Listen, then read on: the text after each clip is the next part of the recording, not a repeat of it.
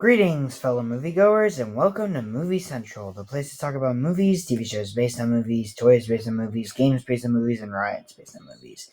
I'm your host, Mr. CCS, and this is my pet gorilla, George. I constantly keep talking about Pixar's sudden downward spiral that's happened in the 2010s, but there is one movie that put Pixar back on track and gave us so many fans hope for the future.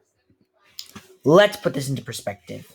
The last three Pixar movies were Cars 2, Brave, and Monsters University, all of which several fans didn't like, yet the money at the box office was strong. Despite that, fans wanted more.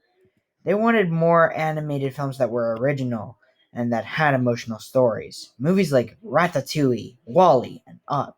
And surprise, surprise, they got their wish with an emotional film about emotions in your head, directed by the man who gave us Monsters Inc. and Up, Pete Docter. And sure enough, the movie was indeed a huge hit with critics and audiences, winning an Academy Award for Best Animated Feature in 2016. But with all of that said, is the movie as great as people say it is? It's time to find out. This is Inside Out.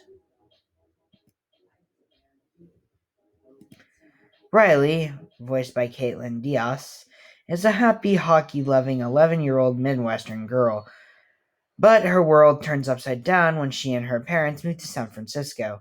Riley's emotions, led by Joy, voiced by Amy Poehler, try to guide her through this difficult, life changing event. However, the stress of the move brings sadness, voiced by Phyllis Smith, to the forefront. When joy and sadness are inadvertently swept into the far reaches of Riley's mind, the only emotions left in headquarters are anger, voiced by Lewis Black, fear, voiced by Bill Hader, and disgust, voiced by Mindy Kaling. So yeah, I'll say it. This is the first perfect Pixar film since Toy Story 3. And my main question is, how come we didn't get this film earlier and we had to go through films that no one liked? Point being, this film is the strongest film in the Silver Age of Pixar next to Toy Story 3. And this made me excited for more Pixar films that were on this standard in the near future.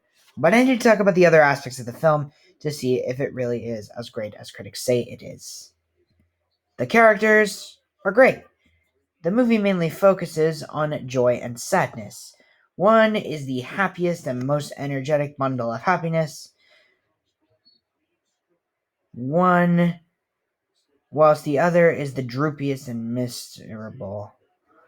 And those are greatly reflected in the amazing performances by Amy Poehler and Phyllis Smith, who actually resemble the characters in real life, believe it or not, and these two were most known for comedic acting, with the former being in Parks and Recreation, as well as several comedies with Tina Fey, and the latter being a prominent character in The Office, and these two still nailed their performances. The other three emotions were great too. Fear always is nervous and very much like a ticking time bomb, and Bill Hader does knock this performance out of the park in that regard. Disgust is the brains of the other three, but she acts like a teenage girl, and Mindy Kaling can pull that off. And Anger is your stereotypical New Yorker, and Lewis Black can play that. Perry White fan cast anyone? As for Bing Bong, nobody make a meme or you will be hunted down. He's sort of the antagonist, at least in my opinion, but he does have really emotional moments, such as his fading away, which is really heartbreaking. Then we have the human characters. While this movie does focus on the emotions and the imaginary characters, the human characters are just as good. Riley is very relatable, she has more humanity than some kids' characters in modern films, and is very relatable, especially when she breaks down at the end. Her parents are also great. They act like actual parents, and they act like mine, even sometimes. So yeah, the characters are perfect and very memorable. This is how characters should be in animated products for kids. Take notes, Paw Patrol. So how's the animation?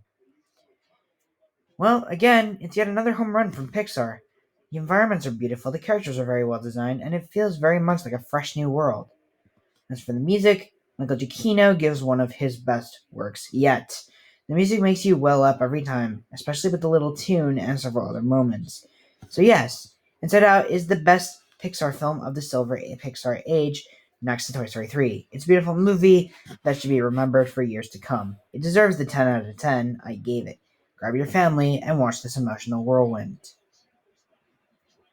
So naturally, since I covered this very good film, next week we're going to talk about a very bad one. So, if you would like to, leave your thoughts on the movie in the comment section below, and tune in next week when I take a look at The Good Dinosaur. With that said, my name is Mr. CCS, this is Movie Central, and that, my friends, is a wrap. See you next week.